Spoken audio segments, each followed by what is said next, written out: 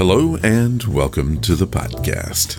This is Ron's Amazing Stories, where we play tales to take you away from today. We are back again with more stuff. We have a funny edition of Tom Williams growing up. Ray Peyton tells us about a helicopter crash, and Nathan has a verified haunted mansion story.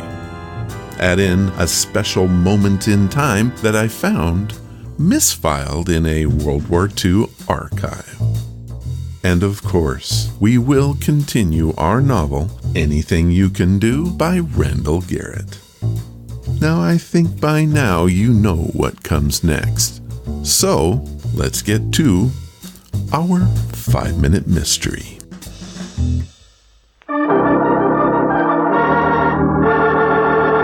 Another 5-minute mystery.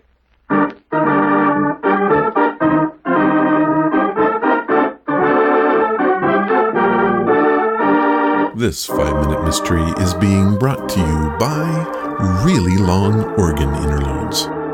Have you ever noticed that I have to talk a lot in these mysteries? Well, that's because 3 of the show's 5 minutes is organ playing. It's really true.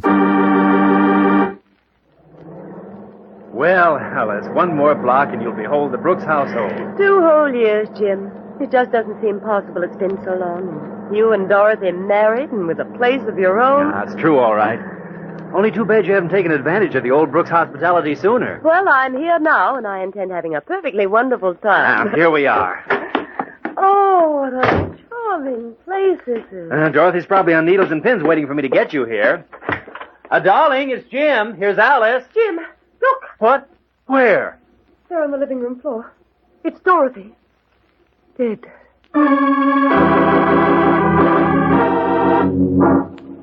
Mr. Brooks, I'm afraid you and Miss Manning will have to submit to some routine questioning. Well, I'll be happy to help in any way I can, Inspector. Thank you, Miss Manning. Now, Mr. Brooks, while we're waiting for some information I phoned for, I want you to tell me exactly what happened this morning. There's nothing much to tell.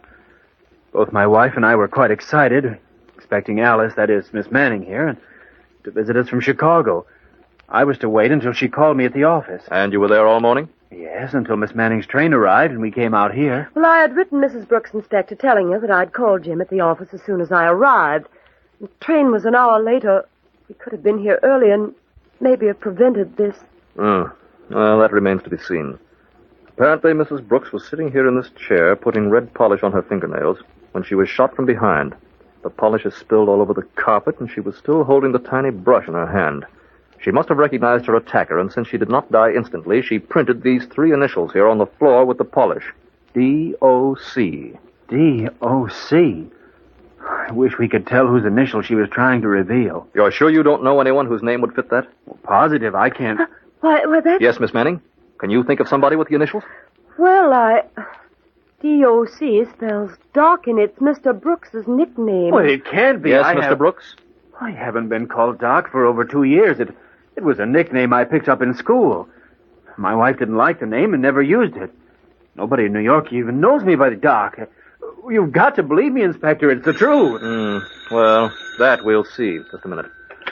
Hello. Yes, Grady? Yes? I see.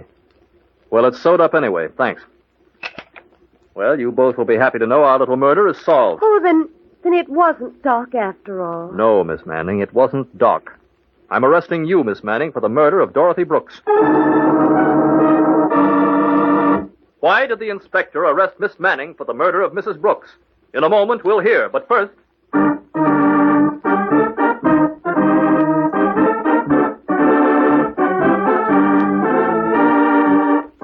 I have to admit, I really don't get this one. I'm thinking that the policeman got some information on that phone call that told him who the murderer was. In fact, I'm betting on it.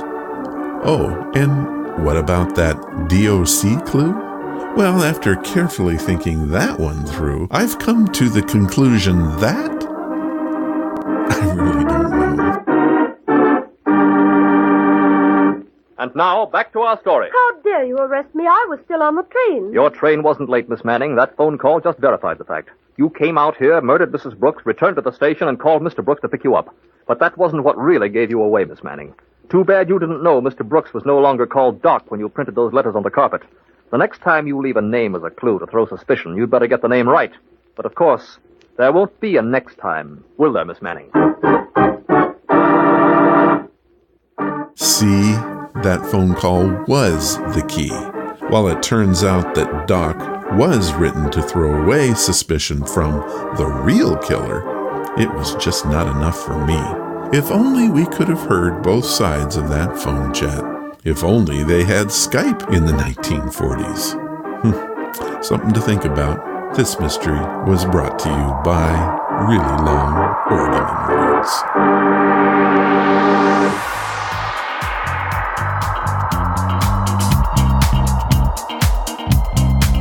What's that you say? We have an email from Mike Weldon. Hey Ron, I listen to your show each week on Player FM. However, I've noticed the last few weeks there have been no new podcasts. Is everything okay? Are you still doing the podcast? I love the show and miss my 5-minute mysteries, and of course, Tom Williams is the best. Hey Mike, thank you for listening. When I got your email, I went and checked, and sure enough, the podcast was not being updated on Player FM. I did a search of the site and found that there were 2 listings for the show. One by me and the second by my provider, Libsyn.com. The Libsyn posting was being updated, however, my official post was not. I contacted Player FM and was told that they have now merged the unofficial feed into the official one. The show is now being updated, and shortly the existing subscribers will be redirected to the official feed. I was surprised to learn that the unofficial feed had over 200 subscribers. How about that? The 8th annual month of Spooky is fast approaching, and I'm short a few stories. I'm looking for the really scary stuff. Do you have one to share and maybe don't want to write it? I can help with that. Come to the main website and click on the Contact tab and tell me all about it. We can set up a phone chat or keep it in the emails. However you want to tell your story, I'm willing to listen. I've had people say that they don't want anyone to know about their experience, but they do want to tell it. In these cases, I will keep your real name out of it and we go from there. You'd actually be surprised by how many names I've had to make up. Sylvia Schultz is coming back for this year's event, and I want to be armed with the best stories I can get for that show. It will be her 5th time doing this, and we have such a great time telling each other some of the best stories available on the internet. So get your story to me today. And now, these are your stories. These are your stories, sent by you, for you.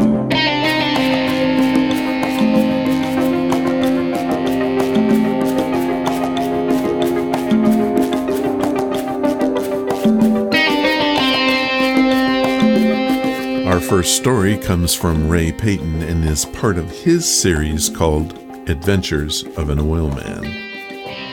Ray hails from the Creole state and calls his tale Ditching a Helicopter in Water. Here is Ray's story. If you've ever worked your entire career in the oil field such as I have, the odds are that you've worked on land rigs, inland barges, and offshore in the Gulf of Mexico. I've done all 3, and one thing is constant. Whether you work for a service company, a casing crew, or a hammer crew, you went anywhere you were needed, or to put a fine point on it, anywhere your company told you to go. In regards to transportation, as an oil man, you've ridden in company cars, crew cabs, and pickup trucks to the docks. Once there, you rode out to the big rig on a crew boat, workboat, or, of course, you could fly on a helicopter. Over my career, I've known men or had friends that have been killed or injured in all forms of transportation. The odds are, if you are a career oilman, you've known such unfortunate individuals. Some may even be from your hometown. Working in the oil fields carries a lot of risks, and it is obviously dangerous. Everybody knows that. When I got my first job in the business, half the old-timers I worked with inspired me with their old stories. They would back them up by missing something. Usually fingers, toes, sometimes a leg, or even an arm. I had an old friend named Wilkie Swarthout. He lost his leg on a casing job, and his medical team replaced it with a wooden leg. He was given a guaranteed lifetime job by the company we worked for. He freaked everybody out on a crew boat one time by stabbing himself in the leg with a pocket knife. Nobody knew it was wooden. This tale is focused on two of my friends that went down in a helicopter in the Gulf of Mexico. Their names are Chad and Al. Chad was a diesel hammer operator and Al was a welder. I will decline to give their last names or the company we worked for. It was the late 70s, and these two men were being flown back to Intracoastal City, Louisiana, from a drill ship near Eugene Island by a helicopter. Somewhere between the rig and the heliport, the helicopter had engine failure, and the pilot was able to safely ditch it in the water. At that time, it was and still is mandatory that everyone on board wear a life jacket the entire flight. So, everybody bailed out, the helicopter sank, and they all lived through it. Nobody was hurt that day, and it was assumed that their guardian angels must have been watching over them. Normally, when a helicopter went down in the Gulf, somebody or everybody died. I've seen it too many times to not know what I'm talking about. I was at Haditha Dam in Iraq when U.S. Marines died in the same sort of situation. The investigators concluded that these two men drowned because they were wearing heavy combat boots and couldn't get them off in time to save their own lives. So it just doesn't happen in the oil field. Our guys were all rescued by the Coast Guard and safely brought to land. A truly wonderful and rare outcome. I was working at operations at our Lafayette base on that particular day when I got the call. Also, I was at the office waiting on them when they returned. I've never been so happy to see two people in all my life as I did that day. There was actually a little humor in this story. At least I found it funny. Since they weren't hurt, the helicopter company didn't offer them any kind of personal injury settlement. Now, these two guys were not the type to bring a lawsuit anyway, and our company frowned on such matters. The reason being is if you sue one company, why wouldn't you sue them? But the helicopter company did give them a blank check to replace everything they lost in their duffel bags, which had sunk with the helicopter. Now, Chad and Al told me this part personally, which is why I held back their real names and company. On a trip offshore, they wore their company coveralls and steel-toed boots. In their gear bags, they typically carried a hard hat, maybe 2 pairs of clean coveralls, and 1 change of civilian clothes. They would have extra shoes or cowboy boots, a half a dozen pair of gloves, personal medications, probably a Playboy magazine, and maybe a baseball cap, but not much more. However, when they made their claim of personal gear lost, all of a sudden those bags carried a $500 pair of Tony Lama genuine alligator skin cowboy boots, a Rolex watch, deerskin gloves, Ralph Lauren leather jackets, and the duffel bags themselves, well, they were Special Forces brand, guaranteed for a lifetime, and cost $300 each. Yep, these two guys hit pay dirt. The total amount ended up being more than their paycheck. They single-handedly proved the old saying, "The good die young," because both of them lived to be mean old men. Ray Peyton, Adventures of an Oilman, Louisiana.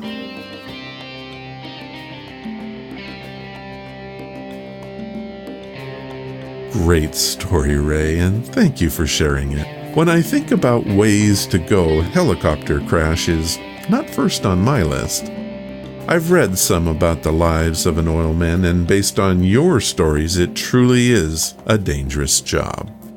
According to OSHA, the gas and oil industry has one of the highest rates of severe injuries in the country, with support activities for gas and oil operations being at 148.9 per 1,000 employees. That's about 15%. And my guess is, in the earlier years, that number was probably much higher. Thanks again, Ray.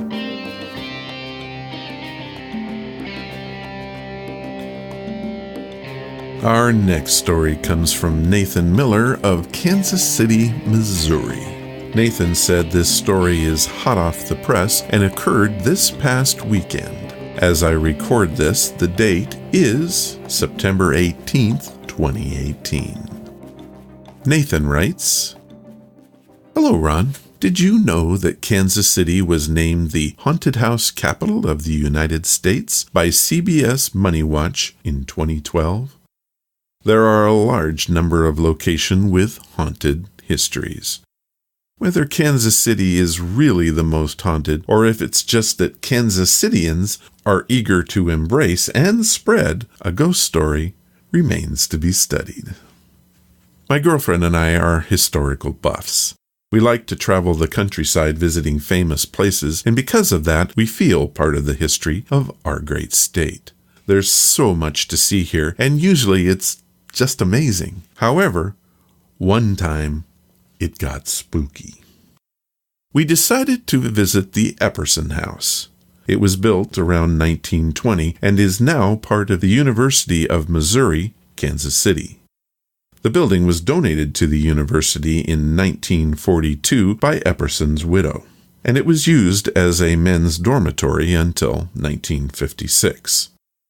The house was originally built by Uriah Epperson, and unknown to us at the time, has a long history of hauntings. The resident ghosts are said to be of Uriah's adopted daughter and Uriah himself. The Epperson house is currently vacant and is awaiting renovations. However, my girlfriend obtained special permission from the college to roam the old place. She had a friend in the administration, and we always jump at the chance to walk through old buildings. We arrived at the place in the late afternoon and were awed by the beauty of the mansion. While the insides of the place are an absolute wreck, the outside is nothing short of breathtaking. Just Google the place and you'll see what I mean. As we entered, my girlfriend immediately felt odd.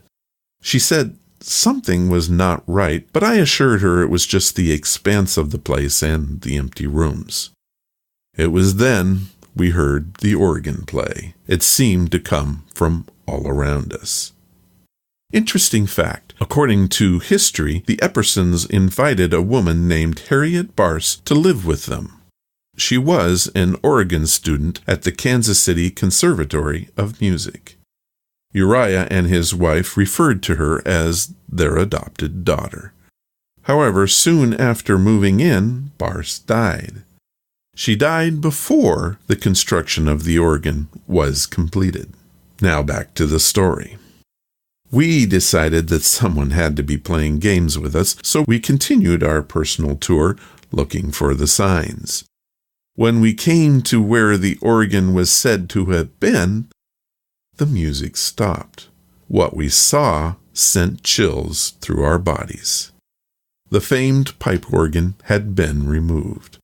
Only the massive pipes remained. We searched the house and found no other possible way the music could have been played. Also, we had no further issues and felt at peace. As we left, my girlfriend turned back towards the main entry hall and shouted out, "Thank you for the concert." We left, and when I got home, I wrote this story. Nathan Miller, Kansas City, Missouri.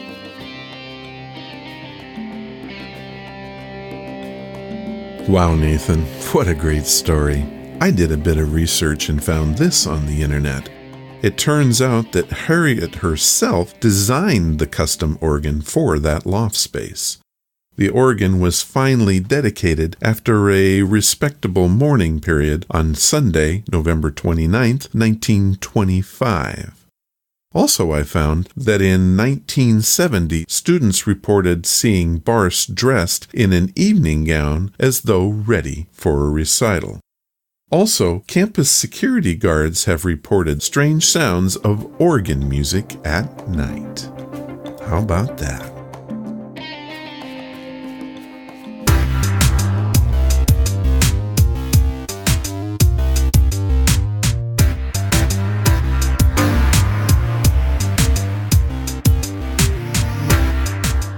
Stay tuned for another installment of Anything You Can Do by Randall Garrett.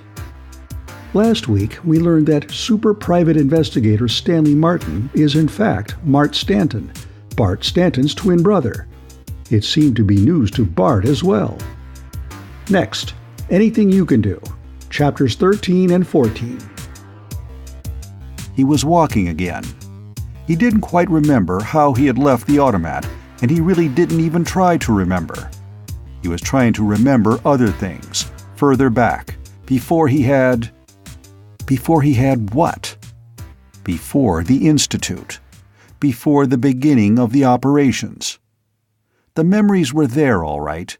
He could sense them, floating in some sort of mental limbo, just beyond the grasp of his conscious mind, like the memories of a dream after one has awakened.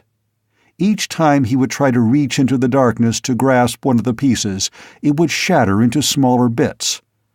The big patterns were too fragile to withstand the direct probing of his conscious mind, and even the resulting fragments did not want to hold still long enough to be analyzed. And while a part of his mind probed frantically after the elusive particles of memory, another part of it watched the process with semi-detached amusement. He had always known there were holes in his memory. Always? Don't kid yourself, pal. But it was disconcerting to find an area that was as full of holes as a used machine gun target. The whole fabric had been punched to bits. No man's memory is completely available at any given time. Whatever the recording process is, however completely every bit of data may be recorded during a lifetime, much of it is unavailable. It may be incompletely cross-indexed, or in some instances labeled "Do Not Scan." Or, metaphorically, the file drawer may be locked. It may be that, in many cases, if a given bit of data remains unscanned for a long enough period, it fades into illegibility, never reinforced by the scanning process. Sensory data, coming in from the outside world as it does, is probably permanent. But the thought patterns originating within the mind itself, the processes that correlate and cross-index and speculate on and hypothesize about the sensory data, these are much more fragile. A man might glance once through a Latin primer and have each and every page imprinted indelibly on his recording mechanism, and still be unable to make sense out of "nauta incubita cum puella est." Sometimes a man is aware of the holes in his memory. What was the name of that fellow I met at Eddie's party? Can't remember it for the life of me. At other times, a memory may lay dormant and completely unremembered, leaving no apparent gap until a tag of some kind brings it up. That girl with the long hair reminds me of Susie Blugerhugel. My gosh, I haven't thought of her in years. Both factors seem to be operating in Bart Stanton's mind at this time. Incredibly, he had never, in the past year at least, had occasion to try to remember much about his past life. He had known who he was without thinking about it particularly, and the rest of his knowledge, language, history, social behavior, politics, geography, and so on, had been readily available for the most part. Ask an educated man to give the product of the primes 2, 13, and 41, or ask him to give the date of the Norman Conquest, and he can give you the answers very quickly. He may have to calculate the first, which will make him pause for a second before answering. But the second will come straight out of his memory records. In neither case does he have to think of where he learned the process or fact, or who taught it to him, or when he got the information. But now the picture and the name in the paper had brought forth a reaction in Stanton's mind, and he was trying desperately to bring the information out of oblivion. Did he have a mother? Surely. But could he remember her? Yes, certainly. A pretty, gentle, rather sad woman. He could remember when she died, although he couldn't remember ever having actually attended the funeral. What about his father? Try as he might, he could find no memory whatever of his father, and at first that bothered him. He could remember his mother, could almost see her moving around in the apartment where they had lived, in Denver, sure, and he could remember the big building itself, and the block, and even Mrs. Frobisher, who lived upstairs, and the school, and the play area. A great many memories came crowding back, but there was no trace of his father. And yet, oh, of course, that was it. His father had been killed in an accident when Martin and Bart were very young. Martin Bart. The name flitted through his mind like a scrap of paper in a high wind, but mentally he reached out and grasped it. Martin Bart. Martin Bart. Mart and Bart. Mart and Bart. The Stanton twins. It was very curious, he thought, that he should have forgotten his brother. And even more curious that the name in the paper had not brought him instantly to mind. Martin, the cripple. Martin, the boy with the poor, weak, radiation-shattered nervous system. The boy who had had to stay in a therapeutic chair all his life because his efferent nerves could not control his body. The boy who couldn't speak, or rather, wouldn't speak, because he was ashamed of the gibberish that resulted. Martin, the non-entity, the nothing, the nobody. The one who watched and listened and thought, but could do nothing. Bart Stanton stopped suddenly and unfolded the newspaper again under the glow of the street lamp. His memory certainly didn't jibe with this. His eyes ran down the column of type. Mr. Martin has, in the years since he has been in the belt, run up an enviable record, both as an insurance investigator and as a police detective, although his connection with the Planetoid Police is, necessarily, an unofficial one. Probably not since Sherlock Holmes has there been such mutual respect and cooperation between the official police and a private investigator. There was only one explanation, Stanton thought. Martin, too, had been treated by the Institute. His memory was still blurry and incomplete, he knew, but he did suddenly remember that a decision had been made for Martin to take the treatment. He chuckled a little at the irony of it. It looked as though they hadn't been able to make a Superman of Martin, but they had been able to make a normal and extraordinarily capable human being of him, he thought. Now it was Bart who was the freak, the odd one. Turnabout is fair play, he thought, but somehow it didn't seem quite fair. He crumpled the newspaper, dropped it into a nearby waste chute, and walked on through the night toward the Neurophysical Institute. Fourth Interlude. "You understand, Mrs. Stanton," said the psychiatrist, "that a great part of Martin's trouble is mental as well as physical. Because of the nature of his ailment, he has withdrawn, pulled himself away from communication with others. If these symptoms had been brought to my attention earlier, the mental disturbance might have been more easily analyzed and treated." "I suppose so. I'm sorry, Doctor," said Mrs. Stanton. Her manner betrayed weariness and pain. "It was so difficult. Martin could never talk very well, you know, and he just talked less and less as the years went by." It was so slow and so gradual that I never really noticed it." Poor woman, the doctor thought. She's not well herself. She should have married again years ago, rather than force herself to carry the whole burden alone. Her role as a doting mother hasn't helped either of the boys to overcome the handicaps that were already present. "I've honestly tried to do my very best with Martin," Mrs. Stanton went on unhappily. "And so has Bart, I know. When they were younger, Bart used to take him out all the time. They went everywhere together. Of course, I don't expect Bart to do that so much anymore. He has his own life to live. He can't take Martin out on dates or things like that. He has interests outside the home now, like other boys his age. That's only normal. But when he's at home, Bart helps me with Martin all the time." "I understand," said the psychiatrist. "This is no time to tell her that Bartholomew's tests indicate that he has subconsciously resented Martin's presence for a long time," he thought. "She has enough to worry about." "I don't understand," said Mrs. Stanton, breaking into sudden tears. "I just don't understand why Martin should behave this way. Why should he just sit there with his eyes closed and ignore everybody? Why should he ignore his mother and his brother? Why?"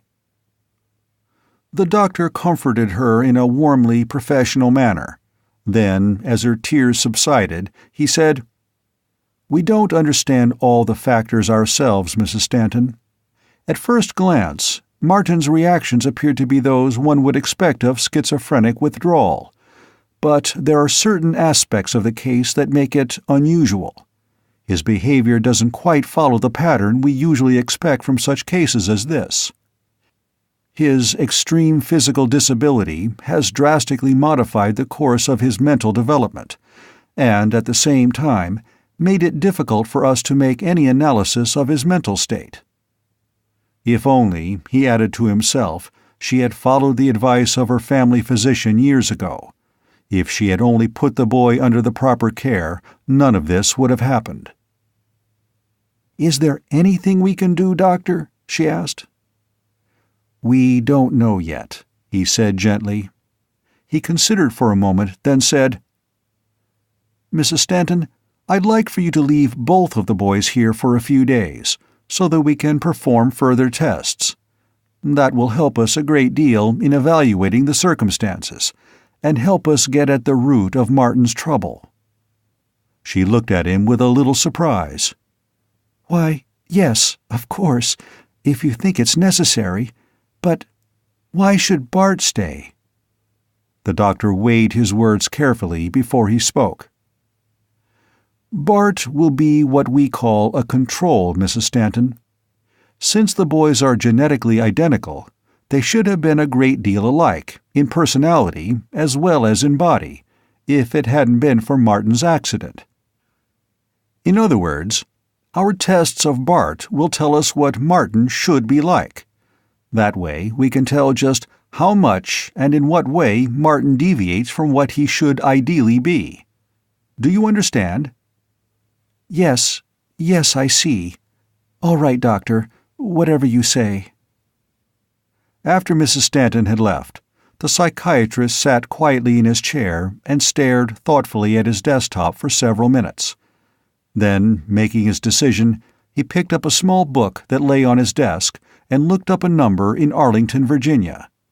He punched out the number on his phone, and when the face appeared on his screen, he said, "Hello, Sydney. Busy right now?" "Not particularly. Not for a few minutes. What's up?" "I have a very interesting case out here that I'd like to talk to you about. Do you happen to have a telepath who's strong enough to take a meshing with an insane mind? If my suspicions are correct, I will need a man with an absolutely impregnable sense of identity, because he's going to get into the weirdest situation I've ever come across." Chapter 14. The Nipe squatted, brooding, in his underground nest, waiting for the special crystallization process to take place in the sodium-gold alloy that was forming in the reactor. How long, he wondered. He was not thinking of the complex crystallization reaction. He knew the timing of that to a fraction of a second. His dark thoughts were, instead, focused inwardly upon himself.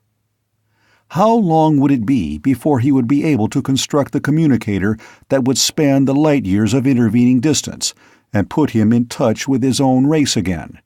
How long would it be before he could again hold discourse with reasonable beings?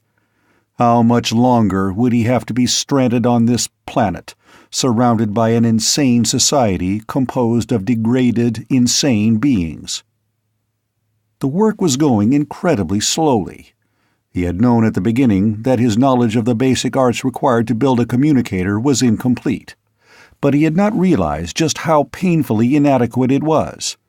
Time after time, his instruments had simply refused to function because of some basic flaw in their manufacture, some flaw that an expert in that field could have pointed out at once. Time after time, equipment had had to be rebuilt almost from the beginning. And time after time, only cut-and-try methods were available for correcting his errors. Not even his prodigious and accurate memory could hold all the information that was necessary for the work, and there were no reference tapes available, of course. They had all been destroyed when his ship had crashed. He had long since given up any attempt to understand the functioning of the mad pseudo-civilization that surrounded him. He was quite certain that the beings he had seen could not possibly be the real rulers of this society, but he had no inkling, as yet, as to who the real rulers were. As to where they were, that question seemed a little easier to answer. It was highly probable that they were out in space, on the asteroids that his instruments had detected when he was dropping in toward this planet so many years before. He had made an error, then, in not landing in the belt, but at no time since had he experienced the emotion of regret, or wished he had done differently. Both thoughts would have been incomprehensible to the Nipe. He had made an error. The circumstances had been checked and noted. He would not make that error again. What further action could be taken by a logical mind? None. The past was immutable and unchangeable. It existed only as a memory in his own mind, and there was no way to change that indelible record, even had the Nipe wished to do so insane a thing. Surely, he thought, the real rulers must know of his existence. He had tried, by his every action, to show that he was a reasoning, intelligent, and civilized being. Why, then, had they taken no action? There was, of course, the possibility that the rulers cared very little for their subjects here on Earth, that they ignored what went on most of the time. Still, it would seem that they would recognize the actions of one of their own kind and take steps to investigate. He was still not absolutely certain about Colonel Walther Mannheim. Was he a real person or merely an underling? The information on the man was pitifully small. It would, of course, be possible to wait, to see how Colonel Walther Mannheim behaved if and when he discovered the Nipe's nest. But if he had not discovered it after all these years, and the information indicated that he had been looking almost since the first, then it was unlikely that he was a real person, in which case it would be dangerous to allow him to find the nest. No, the best plan of action would be to go to Colonel Walther Mannheim first. That's all for this week. See you next time for Chapter 15 of Anything You Can Do. You know, sometimes I get lucky on my searches for material for the show. It was such a break that I found this time capsule of our past. Where did I find it? Lost in a World War II archive dated 1945. Now, did you know that the Statue of Liberty was a gift from France and that it was dedicated on October 28, 1886? In 1986, there was a big party for the statue, and I remember watching that on television. But did you know that they had a similar party in 1936? Well, they did.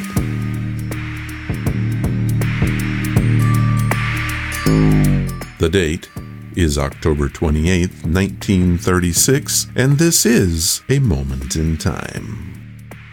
What you're about to hear may be considered dry by some standards, and it is a bit hard to listen to, well, because it's over 80 years old. But wouldn't it be neat to hear what FDR, Franklin Delano Roosevelt, had to say about the Statue of Liberty and what it meant to him? Listen closely to his words and think about today's headlines. For over 3 centuries, a steady stream of men, women, and children followed the beacon of liberty which this light symbolizes.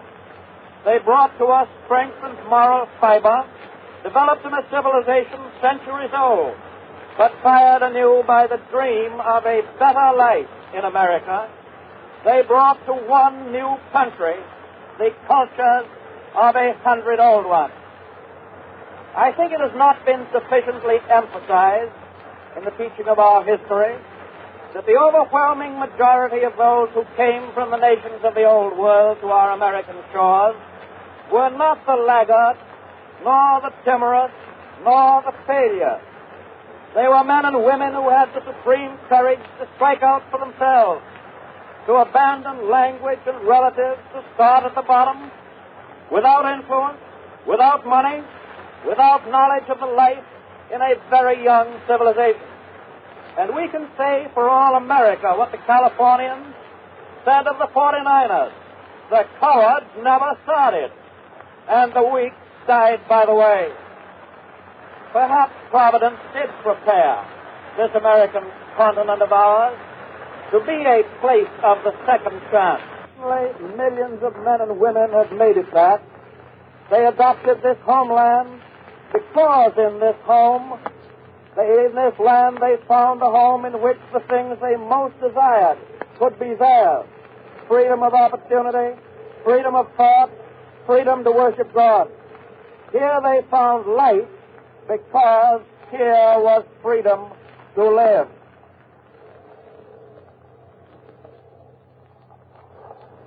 It is the memory of all these eager-seeking millions that makes this one of America's great places of romance.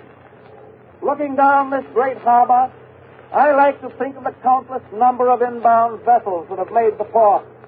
I like to think of the men and women who, with the break of dawn off Sandy Hook, have strained their eyes to the west for a first glimpse of the new world.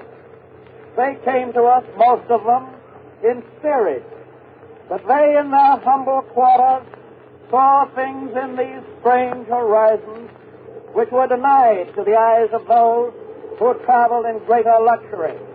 They came to us speaking many tongues, but a single language, the universal language of human aspiration. How well their hopes were justified is proved by the record of what they achieved. They not only found freedom in the New World, but by their effort and devotion, they made the New World's freedom safer and richer, more far-reaching, more capable of growth. Within this present generation, that stream from abroad has largely stopped. We have within our shores today the materials out of which we shall continue to build an even better home for liberty. We take satisfaction in the thought that those who have left their native land to join us may still retain here their affection for some things left behind. Old customs, old languages, old friends. Looking to the future, they wisely chose that their children shall live in the new language and in the new customs of our new people. And those children more and more realize their common destiny in America. That is true whether their forebears came past this place 8 generations ago or only one. The realization that we are all bound together by hope of a common future rather than by reverence for a common past has helped us to build upon this continent a unity unapproached in any similar area or similar-sized population in the whole world. For all our millions of square miles, for all our millions of people, there is a unity in language and speech, in law and economics, in education, and in general purpose, which nowhere finds its match. It was the hope of those who gave us this statue and the hope of the American people in receiving it that the goddess of liberty and the goddess of peace were the same. Even in times as troubled and uncertain as these, I still hold to the faith that a better civilization than any we have known is in store for America, and by our example, perhaps, for the world. Here, destiny seems to have taken a long look. Into this continental reservoir, there has been poured untold and untapped wealth of human resource. Out of that reservoir, out of the melting pot, the rich promise which the New World held out to those who came to it from many lands is finding fulfillment. And the richness of the promise has not run out. If we keep the faith for our day, as those who came before us kept the faith for theirs, then you and I can smile with confidence into the future. It is fitting, therefore, that this should be a service of rededication to the liberty and the peace which this statue symbolizes. That's pretty amazing, I think. I hope it wasn't too hard for you to listen to. With all that goes on in the United States political environment, I think we forget the simple truths. It's not my place to have any sort of agenda with this. I just wanted to give you pause to think about and wonder what has happened to this country since 1936. I always welcome your comments and thank you for listening.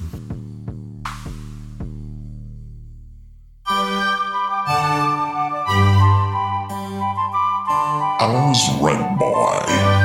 Amazing stories read by amazing people. This time on As Read By, we continue growing up with Tom Williams. Tom lives in Berlin, Germany, was raised in Alabama, and he sends in these tales from his youth. Now, last time I told you that we'd be playing a story about donkeys. However, Tom changed things up a bit, and we won't be hearing about those critters this time. Instead, we have a second installment of How to Make Millions, in memories at least. Tom calls this segment Growing Up Pocket Money Part 2. To add on to the subject of earning pocket money for the weekends, two other stories came to mind yesterday. Car wash, if you could call it that. Well, you be the judge. Once, a few days before this particular weekend, we became desperate. We had only a few cents between us and not enough money for our movie and popcorn. Racking my brain, I came up with this idea to cut lawns for $1 a yard. So, my pal and I went to the community house to borrow one of their lawnmowers, which they always loan to the renters in the area for free so that we would keep our yards nice and tidy. We had to always bring it back before closing time. That was no problem if we started early. Too bad, though. They were all loaned out and our dreams were shot. Probably other kids in the neighborhood had the same idea, I don't know. I could see that I would have had to spend the weekend at home and there would be nothing to do but climb that old oak tree out in the front yard and get as high as I could under the leaves and lay out in the top branch and daydream. The main problem about that tree was that it was so nice to lay up there where it was cool. But I had to be careful not to fall asleep and actually fall. I then had another idea. Joe, how much do you have in your pocket right now? The sum I don't remember, but with a little I had, it would be enough to buy a can of car polish. We could go from door to door and offer to wax and wash cars in their front yards. Wow, Tom, that's a good idea. But it was badly thought out. After knocking on a dozen doors or so, a man finally agreed to let himself be our first victim, or let's call him a customer for right now. I should use the word victim, but, well, you'll see what I mean soon. This was the middle of the day, and on the Gulf Coast, it gets in the 90s in no time. Washing the car wasn't a real problem because as soon as we rinsed the car, the water evaporated immediately. That should have given us the first warning. The alarm should have gone off at that point. In the baking sun, we applied the wax to the car, and as soon as it hit the scorching metal, it looked like fried eggs on a skillet. In panic, we did everything we could to salvage the looks of that man's Cadillac, but it only got worse with every method we used. He decided to wash the car again, and that did the job, but no polishing, mind you. We felt awful guilty as we knocked on his door, with our heads hanging. We felt so guilty that we weren't going to charge for the 2 hours of hard labor. He opened the door with a big grin. I think he knew what had happened. I don't know for sure. "What you boys taking for the job?" I responded, well, sir, come out and look, and, "Nah, it looks just fine, I'm sure. Here." And he handed us $5 whole. $5 whole. That's $4 profit. We were shocked, though. "Don't you want to look at your car, mister?" "Nah, I've seen it through my front window." And with that, we hightailed it out of the neighborhood. We had our movie money for a whole month. Now, in my hometown on the Gulf, most people don't know that our city of Mobile was the first to have Mardi Gras on the North American continent. Before that, other town called New Orleans or New Orleans, depends on where you come from. New Orleans just throws a bigger shindig, that's all. The French had intended for Mobile to be the Paris of North America, but it didn't quite turn out that way. I made my extra cash by bagging up confetti and selling it with serpentine near the town square. Bienville Square, a beautiful piece of land. I did real well. I wasn't able to buy a house on the Riviera, but pocket money was okay too. Then, one year, my mom also had an idea. "Tommy, I'm going to make you some homemade brownies, bag them, and you can sell them instead of confetti." "Okay, Mom, I'm game." She baked all afternoon, and the next day I set out with dozens and dozens of brownies, all neatly bagged. It looked very professional, I must say. Now, the couple of Navy ships were docked in the bay, and I homed in on those sailors. Most of them were a little inebriated, but not much. "Brownie, get your homemade brownies, just like your mama makes." And within less than an hour and a half, I had sold every brownie in the inventory, and all to sailors. I was able to take the rest of the day off and watch the parade and catch beaded necklaces and candy and trinkets. I got home late that night, and Mom unlatched the screen door with a serious look on her face. She asked, "How did it go with those brownies?" I told her how well everything went, and she let out a sigh. "Oh, my Lord." "Mom, what's wrong? Aren't you happy?" "Well, Tommy, your dad ate several before you left, and he hasn't come out of the toilet all day." To this day, I still worry that the Navy commander of those ships and crews are still looking for me. Sincerely, Tom. When I listened to this one, I started laughing so loud that I couldn't catch my breath. Tom, your mom sounds like an honest-to-goodness gem. From supporting your playing card enterprise to questionable brownies. That may be the best one yet. I love your stories, and from what I hear from folks, I'm not the only one. On a side note, if you look at this week's podcast art, you will see the general store of Tom's great-grandfather.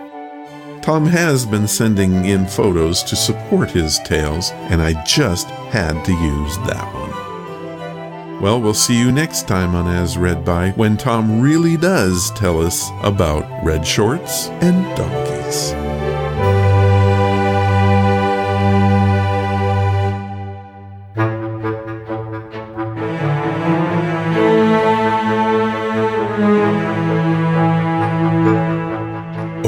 Ghost, that's another show. Ghost, did I really mean to say that? Kinda, because remember, I need your ghost stories. I want to thank this week Mike Weldon, Ray Peyton, Nathan Miller, Mark Nelson, and Tom Williams for taking part in the podcast. If you want to follow the show or the blog, it's so easy to do. Just head to ronsamazingstories.com and you'll find all of the links you need. We are on just about every service there is. Pick one and do leave some feedback about the show. It really does help us to grow. Thank you for listening, and I hope you come again to find out what are Ron's Amazing Stories. All of the vintage audio used in the podcast is believed to be in the public domain. Ron's Amazing Stories does not own the rights to any of the old-time radio used here. If you hold the rights to any of the shows played, please contact us immediately at ronsamazingstories.com.